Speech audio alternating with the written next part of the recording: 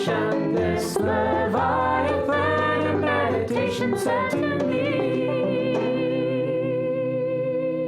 Ahoy, ahoy! Welcome aboard the Nautilus, where we talk about all things sea life. And we try not to get too off topic talking about the things that remind us of the sea life we're talking about. Woo! This is our first episode ever. We decided to create this podcast because we love the ocean and everything that lives in it and everything that grows in it and everything that has geologically occurred in it. Okay, let's go. What's your fish? Oh, I'm going first? Yeah. Okay. My fish is the Atlantic Sturgeon. Oh. Yeah. Wow. I know. I was really excited when the sturgeon came up in conversation between me and Paul last week because it's a pretty unsexy fish as far as like the hot fish that we all I think it's very attractive. think about. I think it's very cool looking It fish. is really beautiful fish. I think actually the Nautilus, which is of course the submarine of Captain Nemo in 20,000 Leagues Under the Sea, By Jules Verne. by Jules Verne, is modeled after a sturgeon. Really? Like if you look at the Nautilus and you look at a sturgeon, they look very similar in like their proportions and their shapes and stuff. Okay, everyone, don't look up a picture of the Nautilus yet because what I want to do is tell you all sorts of interesting things about the sturgeon and then end with what I think is the coolest thing about the sturgeon. So, Okay, here we go. The Atlantic sturgeon is one of many 20, 30-something sturgeons. It's one of 7 types of sturgeons that live near on our side of the world, the Eastern Hemisphere. It is considered a living fossil, meaning it's an extant species. Extant means surviving, basically. Not extinct. Not extinct, extant. Extant. Yeah, an extant species closely resembling an ancient organism known only through the fossil record. And to be closely related to that ancient organism, this species, this living fossil, must exhibit stasis over a geologically long time scale. So basically, this fish hasn't changed very much in millions of years, and it is one of the oldest types of fish. So that's already pretty fucking cool. Do you know how many millions of years? Like 65? I don't know how like... many millions of years. Okay. Should we look that up? Should look that up. Yeah, okay. Pause. True sturgeons appear in the fossil record during the Upper Cretaceous. Upper Cretaceous.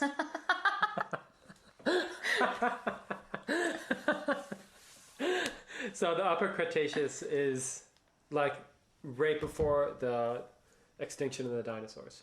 Oh, okay, So which was 65. 65 million years ago. Paul just read a dinosaur book called The Rise and Fall of the Dinosaurs. I highly recommend it. Yeah, he highly recommends this. I'm full of dinosaur facts, which is I'm completely sure- useless to this podcast because there are no aquatic dinosaurs.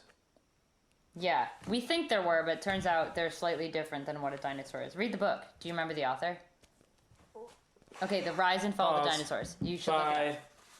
Wait, I'm going to look it up. Okay, The Rise and Fall of the Dinosaurs, A New History of the Lost World, is by Stephen L. Broussat. You think? I don't know That's how how to you say pronounce that. the last name. Broussat? Yeah, that looks right. Broussat. Cool. Okay, anyway, great book. Did come in handy, even though there are no aquatic dinosaurs. Read it to find out why. Not going to spoil the ending. Okay, so we have the sturgeon. It's a living fossil. It hasn't changed very much since the appearance of its ancient relative in the Cretaceous period, which was the last period that dinosaurs were living during. So sometime in the last, I'm going to make up a number here, 70 million years. This fish has been around. It's been basically acting, behaving, and looking the same since then. The Atlantic sturgeon's habitat ranges in both the salt and fresh waters of the eastern U.S. seaboard, from New Brunswick up in Canada down to Florida. So not just the U.S., North American seaboard. Okay, I'm going to start with basic facts about the sturgeon. They can live up to 60 years, and they have been recorded as being up to 15 feet long, which is insane. Wow. Considering that they don't live very far out at sea. They're basically hanging around all the coastlines that we are all hanging out in. Although on average, they're 6 to 8 feet. 15, 14, 15, it's disputed as a little bit sort of like the ultimate specimen of sturgeon. They're very slow growing and they're very slow to reach sexual maturity. So it can be decades before this fish starts actively breeding and contributing to its race. Slow and steady. Slow and steady. They inhabit shallow coastal waters and they breed in freshwater.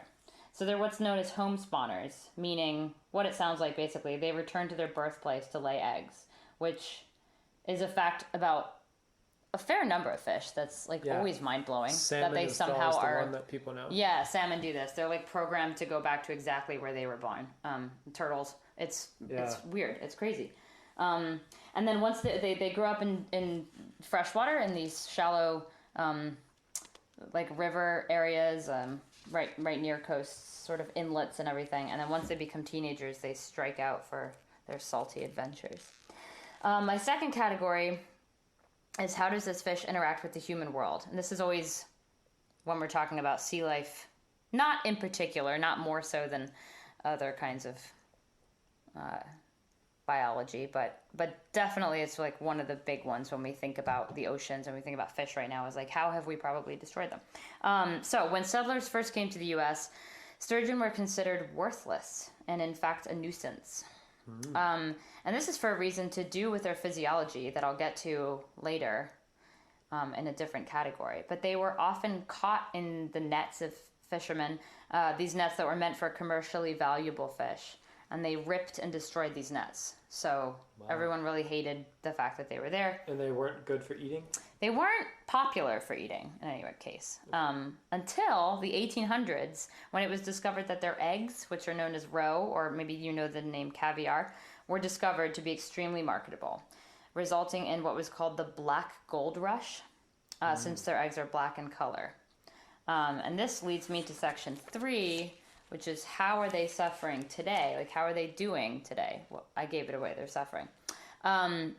This black gold rush and its subsequent decades of overfishing led to a complete collapse of the sturgeon population, the Atlantic sturgeon population in the 1990s.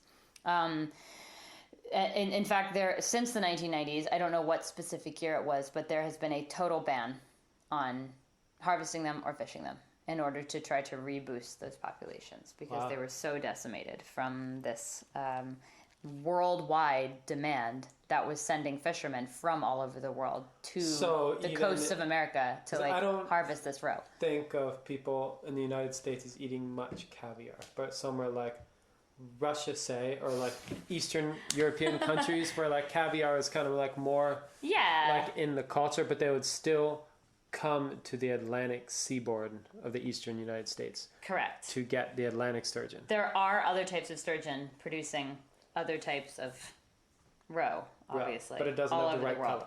It does. It's not the black gold of the Atlantic sturgeon. Yeah, apparently it was the roe to have for a while. And I think that, I think it's definitely the most beloved and sought after in Eastern European cuisine or maybe Baltic cuisine, but it's definitely part of like fancy meals all over the place. I mean, for sure in France, for sure. Like the U.S. has developed a taste for this. Yeah. I just had them at the Russian baths. Oh, yeah, in Lower exactly. Manhattan. Right. I mean, the Russians. This is the first place I ever had roe.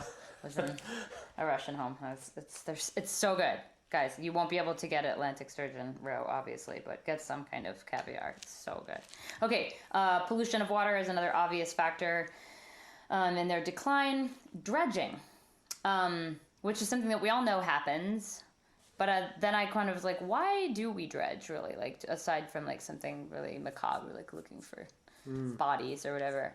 Basically, all along the coastlines and river fronts and waterfronts that we inhabit and have built up infrastructurally, we have to dredge or else sediment buildup can really dramatically change the shape of those coastlines, and it can alter them in ways that probably will affect our plumbing and our the foundations of our buildings and everything. So we dredge to mitigate those changes, but of course this radically changes the floor, the bed of whatever that type of waterway or water body is. So dredging is you take a boat. You're just combing, basically. And you just comb. Yeah. You like stick a sunken comb. Yeah, you even it all out. It's like if you have a big like pile of sand in a sandbox and you want to like make it even, you just drag a comb through it. So the two things that this like it specifically does to sturgeon is it kills their eggs because they lay them in these shallow beds, like sandy, sedimenty areas along rivers, and it also kills their food source. They are bottom feeders, so they don't have teeth. They have little suctiony mouths.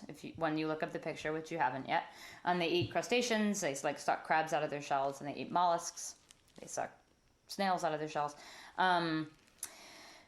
So yeah, it kills their food source, kills their eggs. And the thing about them is that, remember when I said they were home spawners, which means they return to where they're from? They're also something called skip spawners, which means that they won't lay eggs for that year or maybe 2 or 3 years to follow if the conditions aren't right. So they're really choosy. Very picky. Yeah, they're really they're like, no, this bed isn't good. This bed is not made. Yeah. This bed is too made. This bed is just right. This bed has been raped. So they'll just not have kids until they really determine that like it feels good to do it. That's not so different from us. Yeah, that's totally true. Yeah. Like in another world, they could be like really maintaining their population numbers, but we're killing them so much that they just need to stop being so picky. I mean, they seem like they have figured it out for 65 million years, and so they've been taking their time, but they've been like good that whole time. Right. So it really is our fault. Here's the last way, probably not even the last, just the last major one that I know about. Habitat alteration, which is a term in this case it specifically means because we build dams, it cuts off their access to the rivers that they need to go spawn in. According to the International Union for Conservation and Nature, they are extremely endangered. 85% of all Atlantic sturgeon are considered like critically endangered, like as an individual, like accumulatively at any moment. So because of these things, this overfishing because of roe and overharvesting, this dredging, this habitat alteration, and this like general water pollution, which is something that we have gotten a lot better at. Particularly, I was reading about the efforts that the New York area, because we live there, has made the Hudson River and like the New York harbors and everything. They've had this like massive endeavor the last 10-20 years to really clean up their waters, and there has been an improvement in sturgeon populations there. So that one is getting a little bit better. Okay, here I am. I'm at my coolest facts. Here's the coolest fact. They are kind of like a half fish and a half shark. So they don't have a bony skeleton, which is what makes a fish a fish. They have a cartilaginous skeleton, like a shark or a ray. Yeah. But where sharks have something called denticles for their skin, and a denticle is basically like the sharp, like they're like tooth-like structures, and denticles is kind of the same thing as like a serrated tooth. So it's this really like sandpapery, tiny little teeth is in essence what makes up a shark's skin. And instead of scales like a fish, they have something called a scute. That's spelled S-C-U-T-E-S. And they have 5 of these. They're 5 big overlapping plates of armor. And they're kind of shiny, and they're smooth, and they're sharp on the edges. And this is why they destroy fishing nets that I was talking about at the beginning. Because they have these big, like, sword-like, I don't know, it looks like they're wearing a suit of armor. Yeah. So they don't have scales? No. They have just like these bony plates, and then like bony plates, a skin, like big. Like look it up now you can look the picture up. They have these like they look like they're wearing like this is why I think you associate the Nautilus with them. Right. Yeah. Totally. Because they're not smooth scales, and they're not this like shark skin that I had never thought about what shark skin was made of before. But it is these tiny serrated teeth. It's like this. Yeah, they've got like. Yeah, I'm looking at the picture now. Very cool. They're very sort of steampunk looking. And they're famous for, very occasionally, but if you're that lucky fisherman, you've seen this happen, full breaching out of the water. And we have no idea why.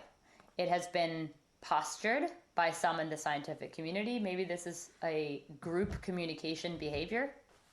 But that is as far as that explanation has gotten, as far as I read. Maybe it's just what are they communicating? It might just be fun. But it's really cool that this like huge, maybe 15-foot shark wearing a suit of armor is like fully breaching into the sunlight. Yeah. Wow. And there have been reports of people in boats being hit by them, and it's apparently like it'll fuck you up. Okay, so that's the Atlantic sturgeon. Up. Very cool. Yeah. Very impressive. Okay, so my fish for this week is the seahorse. Yeah, everybody loves the seahorse. Everyone loves the seahorse. You went with a popular one. I know, I did.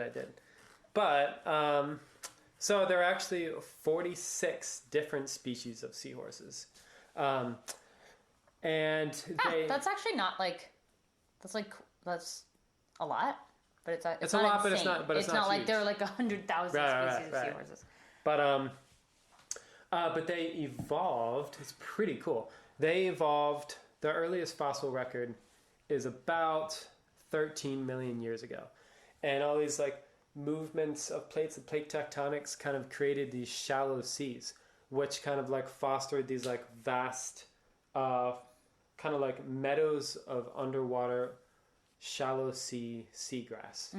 It's really beautiful. It's really beautiful. It's very calming. I know. Very, very calming, very wavy. Full of galloping horses, I presume.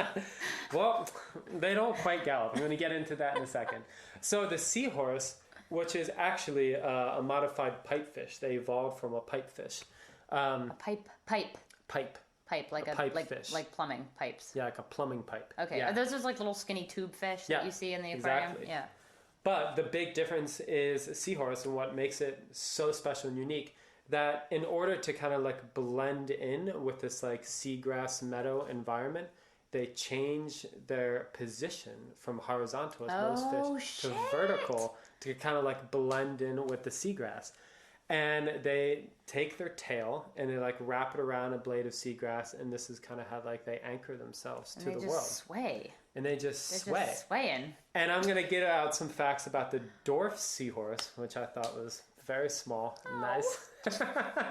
And this one lives in... How tiny is like a dwarf seahorse compared to the already very usually so small seahorse? The largest seahorses get about 15 centimeters long. Okay, let's you can translate see it that. without a microscope. 15 centimeters. Oh boy, Okay. What is that? Hold on, pause. I have a sort of like guess. Like I have like what I think is like a sensation in my gut of a guess, but I wouldn't even know how to put that into like a relative amount of inches. Right. In a sort of well, okay, we can think about this. Way. 2.5 centimeters is an inch, very roughly. Okay. Right. So that would mean. So we're looking 5 inches. We're looking 5 at like a 7 or 8 inches. inch seahorse, maybe. So a 6-inch seahorse is a big seahorse. Okay, 6 inches. So, but the dwarf seahorse, its full size is anywhere from 2 to 5 centimeters, which is it's like fingernail size. Less than an inch to about 2 inches. Okay. So okay. They're very small. That's like knuckle sized. Right. And they have no stomachs, and they have to eat constantly. What? Which I can commiserate with. And they... You maybe have too many stomachs. Which is why you have to... I don't understand. Do you know more about this? They have... How do you not have a stomach? They have just kind of like a digestive tract. I think kind of like a worm. Just has like a digestive tract, but they don't really have this chamber that they can store up food. Okay. So, which is very different from like sharks, for example, will like eat something and then they'll just like sit with this food in their stomach and won't have to eat for like a very long time. Sharks are like reptiles. They kind of gorge severely and then hang out for a while. Yeah. And so they have no stomach. They have to eat constantly, and they eat very small crustaceans. You imagine how small these crustaceans are. They're very small. And they attack them as ambush in millimeters. Predators. How big are these crustaceans?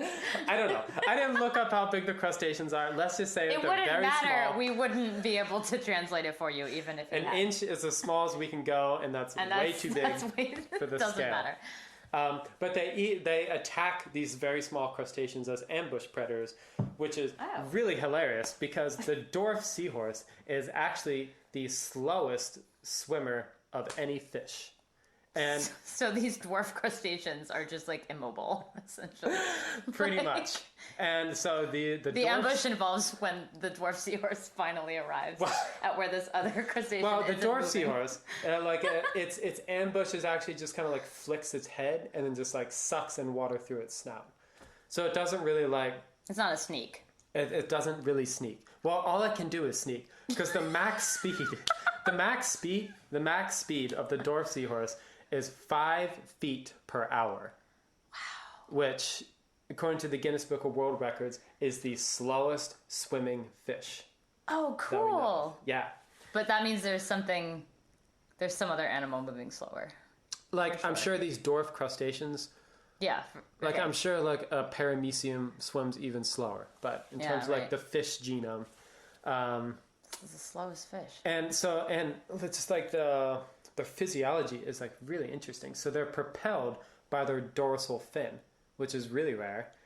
And they steer, so the dorsal fin is on their back, and it just kind of goes back and forth, and they steer with the pectoral fins, which kind of look like little ears like behind their head. Yeah. And so they'll just kind of like change their, I don't know why I'm like doing physical motions for a podcast. Oh, it's helping me. Yeah.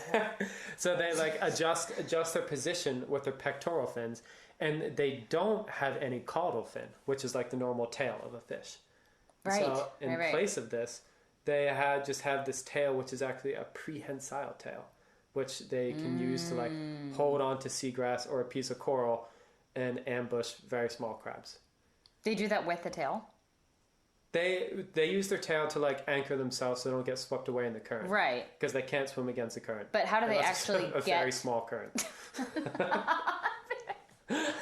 In a very shallow meadow, underwater meadow.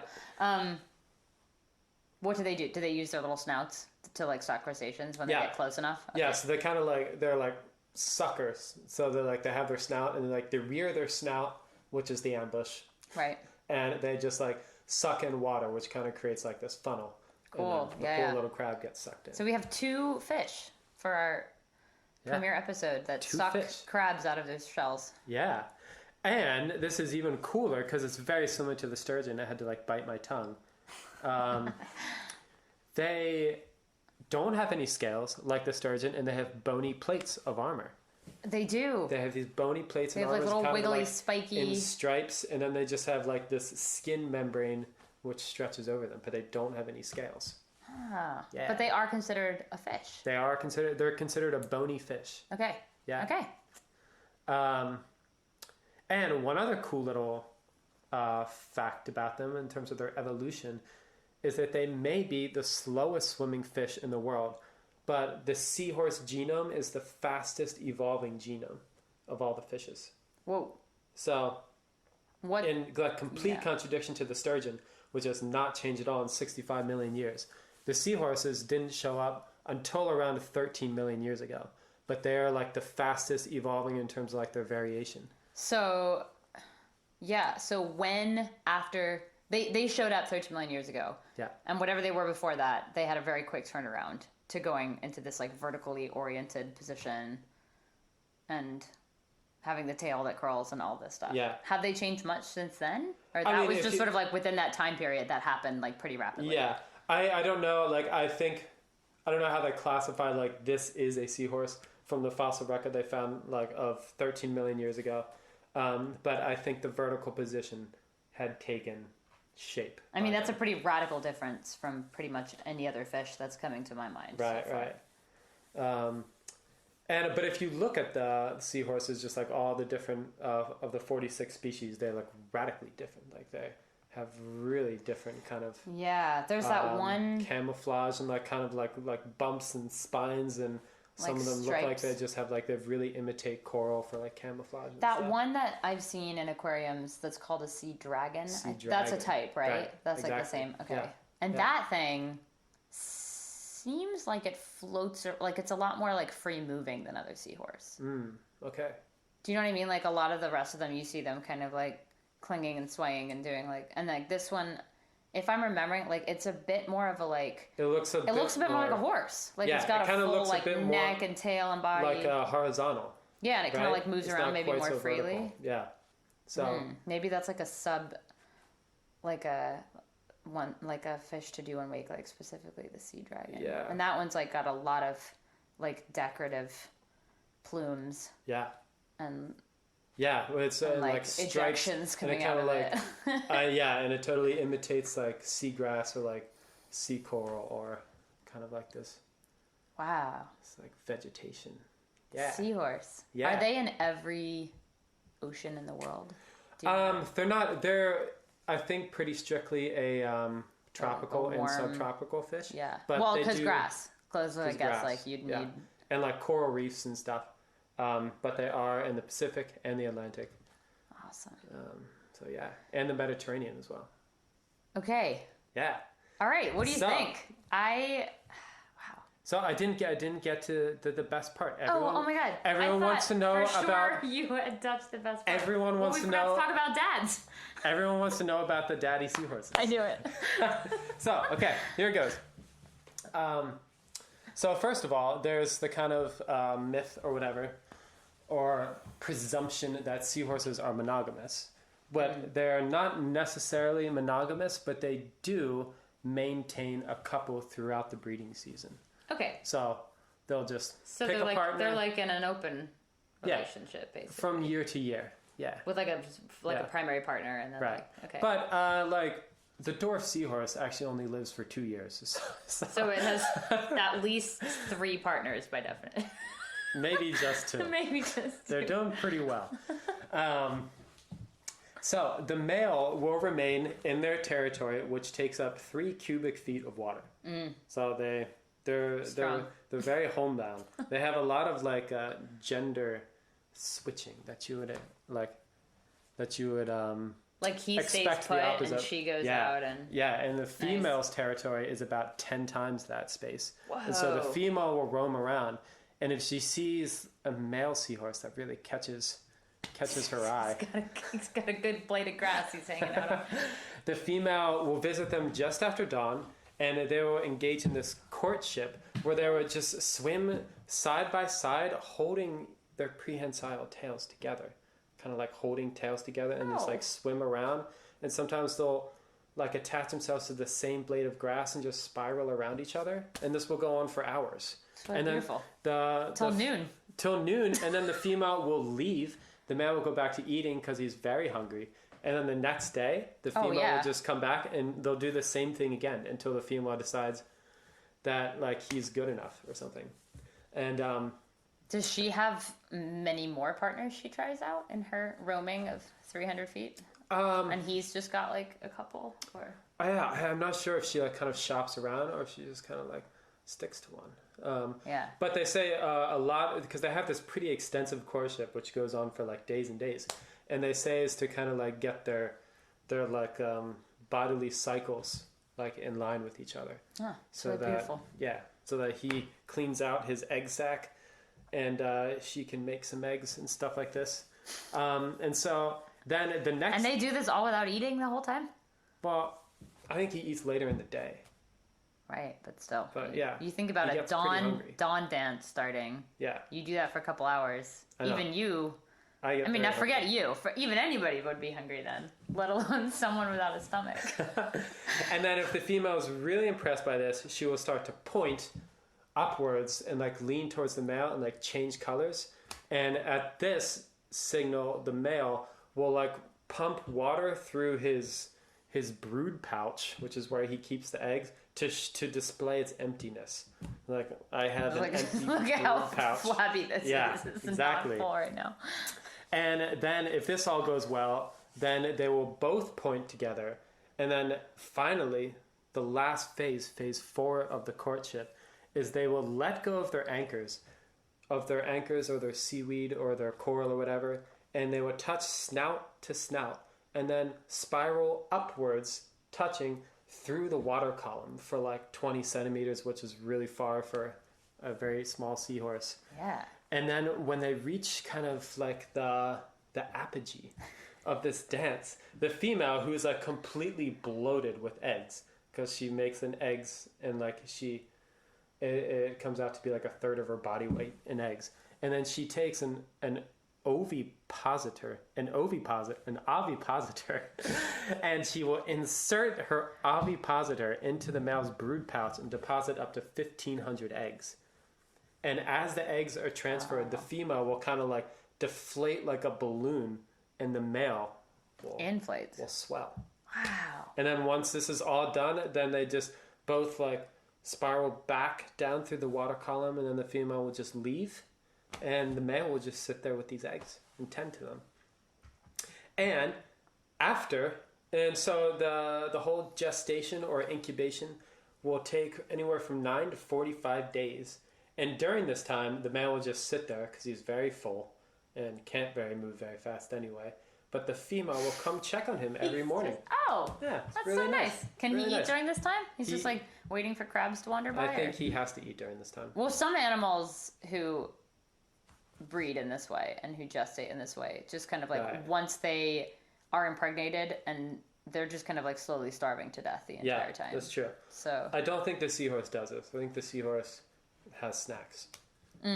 Yeah. Very small. He's telling himself that to feel better about. Wow, it's so crazy. Have you learned why it ended up this way? Why the male carries the eggs? Sort of physiology. It's kind of like a division of labor. So like it's so taxing and like exhausting for the female to create eggs that like if she can dump them into the male's brood pouch, she can like go and rest and create another clutch, which is another batch of eggs. Yeah. And this will just increase the amount of little seahorses they can procreate, which is really important because after 45 days, the male will give birth from anywhere from 5 to 1,500 seahorses. 500, 1,500? Or like literal 5? Literal 5 seahorses or 1,500 seahorses. A really highly variable success rate. Well, I think 5 is for like the really small seahorses. For the like the dwarf seahorse, maybe it's like 5 to 7. But for like the big seahorses, like it could be as many as 1,500. And these seahorses, the little baby ones that come out, they're fully formed seahorses, but they're extremely small and very feeble and very vulnerable to predators, as well as being swept away by ocean currents. And fewer than 0.5% will ever reach adulthood. Wow. So, which happens pretty quickly, but still. Yeah. I mean, like probably in the first few minutes, most of them die. Yeah, totally. Yeah, I've seen a video of this before. They just kind of like squirt out all of a sudden. Yeah. And they're just like these tiny, almost translucent looking. Yeah.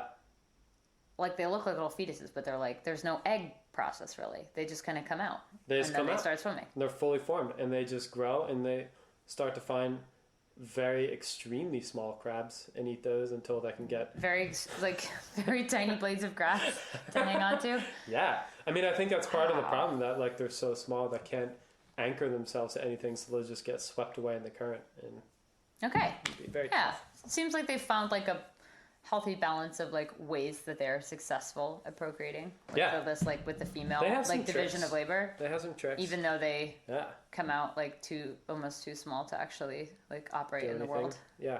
Wow. Right. This is like such a. It really invites like a music video or something. I don't know, like the visuals of this like spinning and the bubbles and like spinning, sunlight spiraling. coming through. Yeah, oh totally. And it's like a beautiful snack at the end of it. Swelling and deflating and sort of romance. Brood pouches and ovipositors. Oh yeah, you just got even more. Yeah, those words at the end really brought it home. It was super poetic. But just a little bit about the human interaction, because we should talk about it. Many seahorses are under threat for habitat destruction, obviously with all the coral reefs and coastal waters being tampered with and dredged.